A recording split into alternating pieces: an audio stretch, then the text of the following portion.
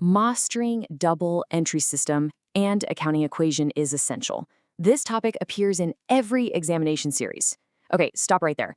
That is a direct quote straight from the Cambridge Assessment examiners themselves, and honestly, it tells us absolutely everything we need to know. Listen, if you're gearing up for the Cambridge 9706 exam, this is definitely not one of those topics you can just skim the night before. No way. It is literally the inescapable foundation of your entire exam. You can't hide from it, it's going to be there. But the good news, by the end of this session, you're going to master it completely. All right, let's dive right into this. Welcome to this Masterclass Explainer, where we're going to completely unlock the examiner's playbook. Think of me as your master coach today. We are stripping away all the mystery surrounding the Cambridge Accounting AS and A-level double entry system and accounting equation. We aren't just going to rehash basic textbook rules here. You already know those. Instead, we're going to deeply analyze exactly how examiners grade your papers. We'll look at the specific traps where students lose easy marks, how to allocate your time, and the exact critical thinking strategies you need to jump into those top-tier marking bands. So here's our strategic roadmap for this explainer. First, we'll break down the core assessment objectives. Second, we'll look at the method mark strategy. Third, we step it up to critical analysis and evaluation. And finally, we'll cover the top 3 examiner warnings. Let's get to it. Section 1, Core Assessment Objectives and the 3 Cognitive Domains. Let's start with the absolute foundation. If you truly want to ace this exam, you have to fundamentally shift your mindset. We're moving away from rote memorization and starting to think about how your brain is actually being tested. Cambridge examiners specifically target 3 distinct cognitive domains: knowledge and understanding, analysis, and evaluation. The syllabus is completely explicit about this. Top-performing candidates don't just regurgitate formulas. Instead, they exhibit a connected conceptual understanding that they can transfer to totally unfamiliar contexts. You need to prove competence across all 3 of these domains. Simply knowing the accounting equation isn't going to cut it. You have to be able to analyze how a highly unique transaction affects that equation, and then, here's the kicker, evaluate the broader financial impact of it.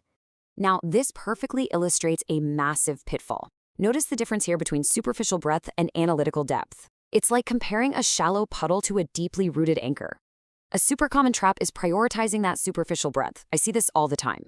Some students, highly technical ones, will just brain dump everything they can possibly remember about double entry bookkeeping onto the page, crossing their fingers that something sticks.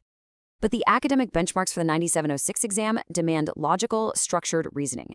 Examiners don't want a shallow summary of unrelated rules.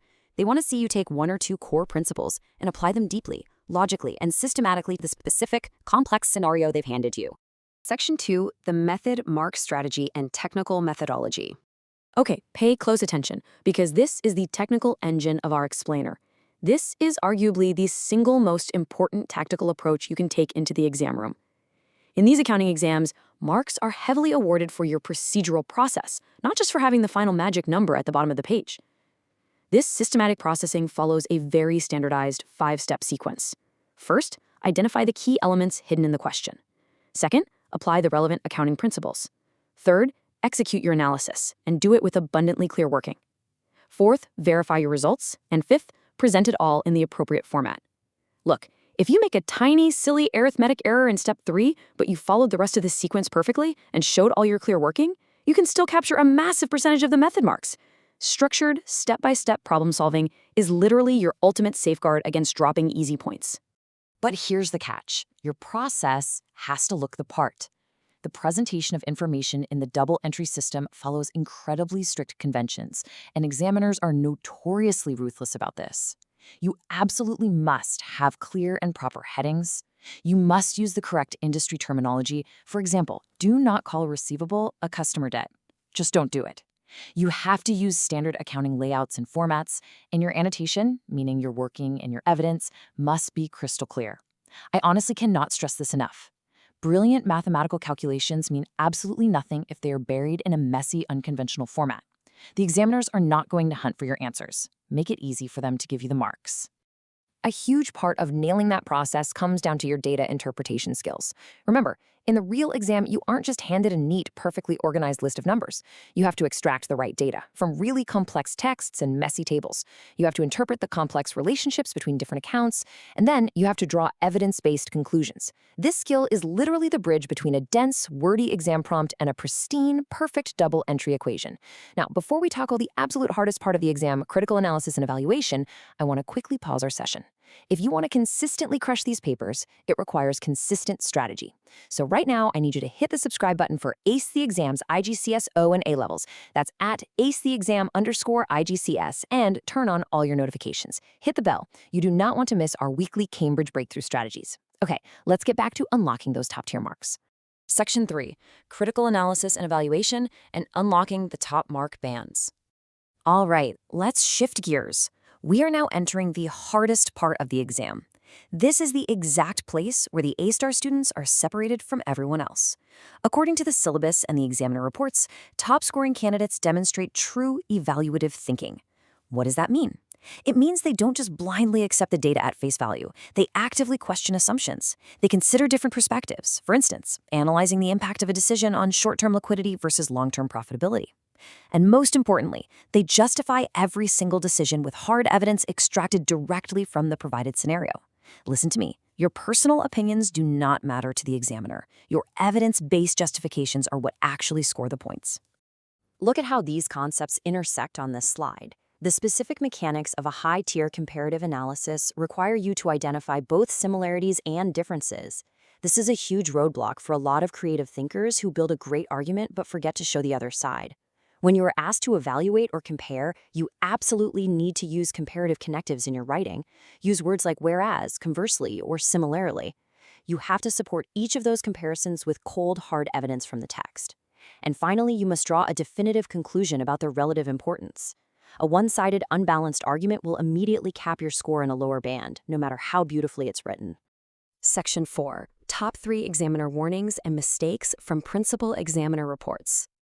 Okay, we've reached the climax of our masterclass.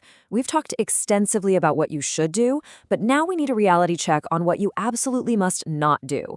These are fatal errors pulled directly from recent principal examiner reports. First up is a massive examiner alert. Candidates consistently confuse key terminology. The examiners explicitly noted that students often use words interchangeably that actually have very different, highly precise meanings in accounting. But the fix for this is surprisingly simple, and it's absolutely crucial. Always define your terms before you use them in an extended response. Think about it. If you're going to build a complex evaluation around a specific accounting concept, define that concept in your very first sentence. It immediately proves your foundational knowledge to the examiner and solidly anchors your entire argument. So the ultimate takeaway here is actively avoiding these top 3 fatal mistakes. Number 1, vague answers lacking specific detail. As we said, general textbook knowledge just won't cut it anymore. Number 2, forgetting to check format and presentation. Again, if the question clearly asks for a specific ledger format and you just scratch out a rough calculation on the side of the page, you are throwing marks away. And number 3, which might be the most heartbreaking, answers that ignore the specific context given. If the exam prompt is about a massive manufacturing business and you write a generic evaluation perfectly suited for a tiny retail shop, you get 0 for context. Everything, and I mean everything, must be applied to the specific scenario in front of you. Section 5. Strategy Recap and your Masterclass Checklist. Let's bring all of this together right now. We're synthesizing these insights into a rock-solid, actionable plan. A mental checklist you can use the very next time you sit down with a past paper or for those last 5 minutes of review during the real exam. Here is your strategy blueprint. First, make sure your answers are targeting all 3 cognitive domains. Don't just memorize. Prove you understand, analyze, and evaluate. Second, religiously deploy that 5-step method mark sequence for every single calculation to lock in those procedural points. Third, when writing your extended answers, ensure you evaluate using balanced, evidence-based comparisons. Use those connectives. And finally, constantly cross-check yourself against those top 3 examiner traps. Be hyper-specific, format perfectly, and stick strictly to the context of the business in the prompt. I want to leave you with this final provocative question. I want you to ask yourself this every single time you sit down to study. Are you just memorizing facts, or are you actually proving your analytical depth? Remember, the Cambridge 9706 exam rewards deep thinkers, not just human memory banks. Take this strategy blueprint, apply it rigorously to your past papers, and you are going to watch your mark bands jump. Now, crushing Cambridge exams requires consistent strategy. So if you found this explainer helpful, explicitly make sure you hit that subscribe button for AC Exams IGCSE O&A levels at ACExam_IGCSE. Turn on the notification bell for future exam hacks, and right now, go down to the comments and tell me what your target grade is. Keep practicing, stay structured, and I will see you in the next one.